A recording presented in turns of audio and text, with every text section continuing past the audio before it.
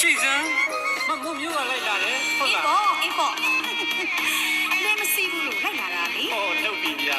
အလေကားပြောတာပါကိုရဲ့မမိုးလွန်းလို့လိုက်လာတာပါဟာတို့လွမ်းလို့တကယ်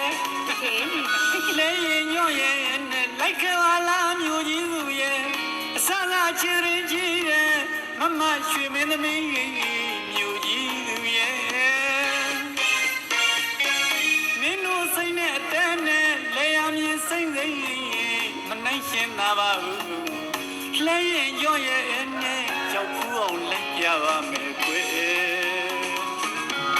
လဲရင်ညွန့်ရဲ့နဲ့လိုက်ခဲ့ပါလားမျိုးကြီးစုရဲ့အစလာချင်ရင်ကြီးရဲ့မမရွှေမင်းသမီးမျိုးကြီးသူရဲ့မင်းတို့စိတ်နဲ့အတန်းနဲ့လဲရမြင်စိမ့်စိမ့်မနိုင်ရှင်သာပါဘူးလဲရင်ညွန့်ရဲ့နဲ့ရောက်ဖူးအောင်လိုက်ပြပါမယ်ကွယ်အမလေးလဲကိုဖြည်းဖြည်းမောင်းပါကိုရဲ့တကယ်ပဲသူ့လဲကြီးစီရတာဖိနေရှင်တွေကိုအောင့်နေတာပဲစိတ်မရှိလိုက်တာတော့အမလေးမမိုးရဲ့ဒီမဲ့လှင်းဆိုတာလေစီးတဲ့ရင်ဖင်နှောင်းစိတ်ကြီးပါသေးတယ်ဗျဟုတ်တော့အစမို့လို့ပါသူမအပြောကောင်းနညူနဗျာလဲရင်လဲရင်ကိုစီးရတာဖင်အောင်တဲ့ဗျာမျိုးရမစီရီနဲ့စိုက်ကနေလီကရူစာမရှင်းသာပါဘူးမျိုးကြီးသူမမတို့ရာနမစမနဲ့မြမပိတာကမှာ